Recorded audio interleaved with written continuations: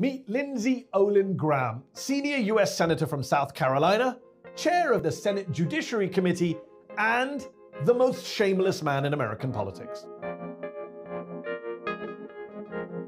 When it comes to shameless, hypocritical, dishonest politicians, Lindsey Graham has a lot of competition. There's Donald Trump, of course, Senate Majority Leader Mitch McConnell, and Texas Senator Ted Cruz. But it's Lindsey Graham who, in my view, is the worst of the lot. Because before his new hero, Donald Trump, came along, Trump's the best golfer. You're the best golfer. before all of that ass-kissing, the South Carolina senator put a lot of effort into cultivating an image of a reasonable, sober, sensible, moderate Republican, willing to reach out across the aisle, willing to stick up for his principles, willing to denounce both Donald Trump and Ted Cruz at the same time. Remember when he was asked who he'd vote for out of those two men? It's like being shot or poisoned. What does it really matter? But today, there's no position he won't abandon, no U-turn he won't perform, no lie he will not tell. Let's start with his position on Trump. Send people to Washington who don't hate Trump. Yeah, people who hate Trump are so annoying. People like this guy. He's a jackass. What was that? He's a jackass. Graham once hated Trump so much, he slammed his own party over it. My party is going bat crazy. Now though, Graham goes mad if you or I call Trump a bad name, especially if you call the president a racist. If you think he's a racist, that's up to you. I don't. Really? You don't? He's a race-baiting, xenophobic, religious bigot. The Senate also gets mad if you say Trump's crazy, especially a kook.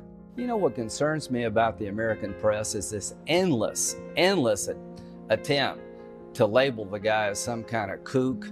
The American press's attempt to label the guy? I think he's a kook. Then there's Graham's approach to the issue of impeachment. If you could show me that, Trump actually was engaging in a quid pro quo outside the phone call, that would be very disturbing. Was there a quid pro quo? With regard to the requested White House call and the White House meeting, the answer is yes. So there was a quid pro quo, but Graham still doesn't support impeachment because he's a constant mover of the goalposts. And he's even willing to lie under oath himself to protect Donald Trump. Do you solemnly swear that you will do impartial justice according to the Constitution and laws, so help you God? There he is swearing in at the Senate trial for Trump, pledging to be fair and impartial.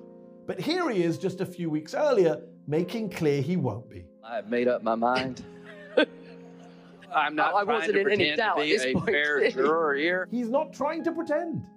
In fact, he's open about not wanting any witnesses to testify at the trial. I don't want to call anybody. I don't want to talk to Pompeo. I don't want to talk to Pence. Even though he took a very different position in 1999 during the impeachment of one William Jefferson Clinton. In every trial that there has ever been in the Senate regarding impeachment, witnesses were called. You're basically changing impeachment. Graham back then was a Republican member of the House, and in fact one of the House impeachment managers. And the way he's handled Trump's impeachment compared to Clinton's is perhaps the most egregious example of his shamelessness. Here he is, for example, telling Axios what it will take for him to support impeachment and removal from office. More comes out that you could support impeachment. Sure.